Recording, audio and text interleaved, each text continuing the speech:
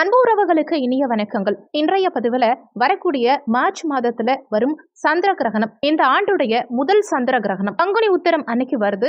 இந்த சந்திர கிரகணம் எந்தெந்த இடங்கள்ல தெரியும், என்ன மாதிரியான விளைவுகளை யார் யாருக்கு ஏற்படுத்தும், கர்ப்பிணி பெண்கள் என்னென்ன விஷயங்களை இந்த காலகட்டத்துல ஃபாலோ பண்ணணும், அவசியம் தவிர்த்துக்க வேண்டிய விஷயங்கள் என்னென்ன, இந்த கிரகணத்தின் தாக்கம் யார் யாருக்கு அதிகம் இருக்கும், தாக்கம் இல்லாம இருக்கிறதுக்கு என்ன மாதிரி விஷயங்கள் ஃபாலோ பண்ணணும், என்ன பரிகாரம் பண்ணணும் கிரகணம் முடிஞ்சதுக்கு அப்புறம், இந்த மாதிரியான தகவல்களை தெளிவாகவும் விரிவாகவும் இந்த பதிவுல நம்ம பார்க்க போறோம். கொஞ்சம் கூட வீடியோவை ஸ்கிப் பண்ணாம முழுமையா பார்க்க முயற்சி செய்யுங்க. வாங்க வீடியோக்குள்ள போலாம். வரக்கூடிய மார்ச் 25ஆம் தேதி திங்கட்கிழமை அன்னைக்கு பங்குனி உத்தரம் அன்னைக்கு இந்த ஆண்டின் முதல் சந்திர கிரகணம் வர இருக்கு. இதே தினத்துலதான் ஹோலி பண்டிகையும் கொண்டாடப்படுது. ஹோலி பண்டிகை அன்னைக்கு இந்த சந்திர கிரகணம் வருவது 100 ஆண்டுக்கு பிறகு வரக்கூடிய ஒரு மிகப்பெரிய விஷயமா பார்க்கப்படுது. இதனால இந்த சந்திர கிரகணம் ரொம்பவே சிறப்பு வாய்ந்ததா பார்க்கப்படுது. மீன ராசியில சூரியன் ராகு இணைந்திருக்க, கன்னி ராசியில சந்திரனும் கேதுவும் இணையக்கூடிய நாளில் கேது கிரகஸ்த சந்திர கிரகணம் உருவாது. பங்குனி மாதம் உத்திரம் நட்சத்திரத்துல இந்த சந்திர கிரகணம் நிகழப்போகுது. சூரிய சந்திர கிரகணங்கள் வானத்துல தோன்றக்கூடிய அதிசய நிகழ்வுகள் இப்போ நடக்க இருக்கு. சூரியன், சந்திரன் மற்றும் பூமி இது மூன்றும் ஒரே நேர்கோட்டில் வரும்போது கிரகணம் ஏற்படுது. சூரியனுக்கும் சந்திரனுக்கும் இடையில பூமி வரும்போது சூரியனுடைய ஒளிக்கதிர்கள், நேரடி ஒளிக்கதிர்கள் சந்திரன் மேல விழாம தடுக்கும் போது சந்திர கிரகணம் ஏற்படுது. 2024ஆம் ஆண்டுல மொத்தம் 4 கிரகணங்கள் ஏற்பட இருக்கு. மார்ச் 25, 2024ஆம் ஆண்டு இந்த தேதி அன்னைக்கு முதல் சந்திர கிரகணம் நிகழ இருக்கு. 100 ஆண்டுகளுக்கு பிறகு இந்த உத்திரம் நட்சத்திர நாளும் ஹோலி பண்டிகையும் சேர்ந்து வரக்கூடிய நிகழ்வுல நாள்ல இந்த நிகழ்வு நடக்க இருக்கு. இந்த சந்திர கிரகணம் இந்திய நேரப்படி காலை 10:23க்கு தொடங்கி மாலை 3 மணி வரைக்கும் நீடிக்கும். இந்த கிரகணத்துடைய மொத்த கால அளவு 4 மணி நேரம் 36 நிமிஷம். இந்த சந்திர கிரகணம் பெனுபிரல் சந்திர கிரகணமா இருக்கும். அதாவது இந்த கிரகணத்தின் போது சந்திரன் பூமியினுடைய நிழலின் வெளிப்புற விளிம்பின் வழியாக மட்டுமே செல்லுமா. அப்போது சந்திரனுடைய ஒளி லேசாக மட்டுமே குறையும் அப்படின்னும் நாசா தெரிவிச்சிருக்கு.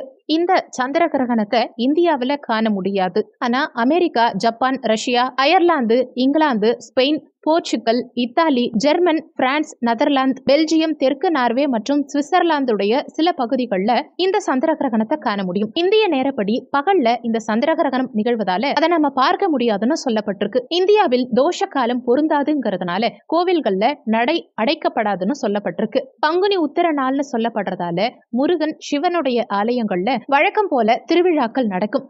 சந்திர கிரகணத்தின் தொடர்ச்சியா 15 நாட்கள்ல சூரிய கிரகணமும் நிகழ இருக்கு. குறிப்பா சூரிய கிரகணமோ சந்திர கிரகணமோ இந்த கிரகண நேரத்துல கோவில்கள்ல நடை சாத்தப்படுவது வழக்கம். ஆனா இந்த சந்திர கிரகணம்ங்கிறது நம்ம இந்தியாவில அவ்வளவு பெரிய தாக்கத்தையோ நிகழ்வையோ எதுவும் ஏற்படுத்தாதுங்கிறதுனால கோவில்கள் அடைக்கப்படாது. ஏப்ரல் 8ஆம் தேதி மீனராசியில ராகு கிரகஸ்த சூரிய கிரகணமும் நிகழ இருக்கு. இந்திய நேரப்படி இரவு நேரத்துல நிகழும் சூரிய கிரகணம்ங்கிறதுனால இந்தியால இந்த கிரகணம் தெரியாது. மேற்கு ஐரோப்பா, வட அமெரிக்கா, தென் அமெரிக்கா, பசிபிக், அட்லாண்டிக், ஆர்டிக் பகுதிகளில் இந்த சூரிய கிரகணம் தெரியுமா. செப்டம்பர் மாதம் 18ஆம் தேதி அடுத்து புதன்கிழமை அன்னைக்கு சந்திர கிரகணம் நிகழ இருக்கு. அதாவது 2024ஆம் ஆண்டுல வரக்கூடிய அடுத்த சந்திர கிரகணம் இந்த செப்டம்பர் 18ஆம் தேதி நிகழ இருக்கு. இந்திய நேரப்படி பகல் 7:45 மணிக்கு இந்த கிரகணம் நிகழ இருக்கிறதுனால இந்தியாவில தெரியாது அப்படின்னும் மேற்கு ஐரோப்பா, வட அமெரிக்கா, தென் அமெரிக்கா, பசிபிக், அட்லாண்டிக், ஆர்டிக் ஆகிய பகுதிகளில் இந்த சந்திர கிரகணம் தெரியும்னு சொல்லப்பட்டிருக்கு. அக்டோபர் 2, 2024ஆம் ஆண்டு அடுத்த இந்த ஆண்டினுடைய சூரிய கிரகணம் நிகழ இருக்கு. இதுவும் இந்தியாவில் தெரியாதுன்னு சொல்லப்பட்டிருக்கு. ஆக இந்த 4 கிரகணங்களுமே இந்தியாவில் தெரியாது. வட அமெரிக்கா, தென் அமெரிக்கா, பசிபிக், அட்லாண்டிக், ஆர்டிக் பகுதிகளில் இந்த சூரிய கிரகணம் தெரியும். இந்த ஆண்டு மொத்தமா 2 சந்திர கிரகணம் மற்றும் 2 சூரிய கிரகணம் நிகழ்ந்தாலும் கூட எதுவுமே இந்தியால தெரியாது. பொதுவாவே சூரிய கிரகணமும் சந்திர கிரகணம் நிகழும் போது நிறைய பரிகாரங்கள் சொல்வாங்க. இந்த விஷயங்கள்லாம் செய்யணும், இந்த விஷயங்கள்லாம் செய்யக்கூடாது அப்படின்னு நிறைய தகவல்கள் சொல்லப்படுவதுண்டு. அந்த வகையில இந்த கிரகணங்கள் நடக்கும்போது நம்ம வீடுகள்ல என்னெல்லாம் செய்யணும், என்னெல்லாம் செய்யக்கூடாது, ஏன் இந்த விஷயமெல்லாம் செய்யணும், கோவிலுக்கு போகலாமா, போகக்கூடாதா, அதாவது சூரிய கிரகண நேரத்துல சாப்பிடக்கூட கூடாதுன்னு சொல்லுவாங்க. சூரிய கிரகணம் ஆரம்பமாகறதுக்கு 2 மணி நேரம் முன்னாடியே சாப்பிட்டுடணும், அல்லது சூரிய கிரகணம் முடிஞ்சு 2 மணி நேரம் கழிச்சு சாப்பிடணும். இதையெல்லாம் நம்ம ஃபாலோ பண்ணோம்னா காலகாலமா இதையெல்லாம் நம்ம ஃபாலோ பண்றது நல்லது. ஏன்னா காலகாலமா நம்ம முன்னோர்கள் இதையெல்லாம் ஃபாலோ பண்ணிட்டு வராங்கிறது தான் உண்மை. இந்த சந்திர கிரகணம் ஜோதிட ரீதியா மிகவும் முக்கியத்துவம் வாய்ந்ததா கருதப்படுது. குறிப்பிட்டு பௌர்ணமி இரவுல கேது சந்திரனை விழுங்க முயற்சிப்பதால சந்திர கிரகணம் நிகழுது. ஒளி பொருந்திய சந்திர கதிர்கள் மங்குவதால கிரகண நிகழ்வுகள் மங்களா தெரியுதுனும் இது மங்களகர மங்களகரமான நிகழ்வு இல்லைன்னு சொல்லப்படுது.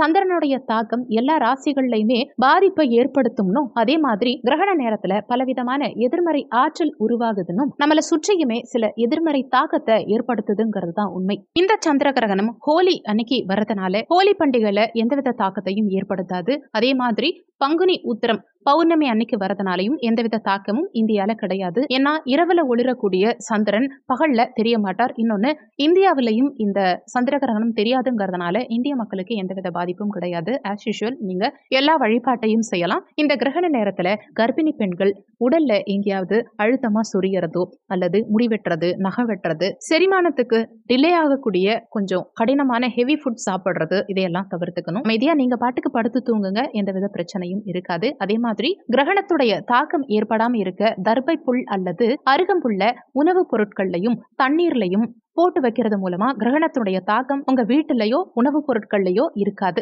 கிரகணம் முடிஞ்சதுக்கு அப்புறமா வீட்டுல இருக்க எல்லாருமே குளிச்சுட்டு தான் சாப்பிடணும். அதே மாதிரி வீட்டுல நீங்க குளிக்கிறதா இருந்தாலும் சரி, வீட்டை கழுவுறதுக்கோ துடைக்கிறதுக்கோ இருந்தாலும் சாதாரண தண்ணீரை பயன்படுத்தாம தண்ணீரோட ஒரு கைப்பிடி அளவுக்கு கல்லுப்பும், அதுக்கப்புறமா ஒரு 2 அல்லது 3 எண்ணிக்கையில அருகம்புல் அல்லது தர்பை புல்ல சேர்த்து கொஞ்சமா மஞ்சள் தூள் சேர்த்து அந்த தண்ணீர்ல குளிக்கும் போது கிரகணத்துடைய தாக்கம் எந்தவித தோஷத்தையும் உங்களுக்கு ஏற்படுத்தாது.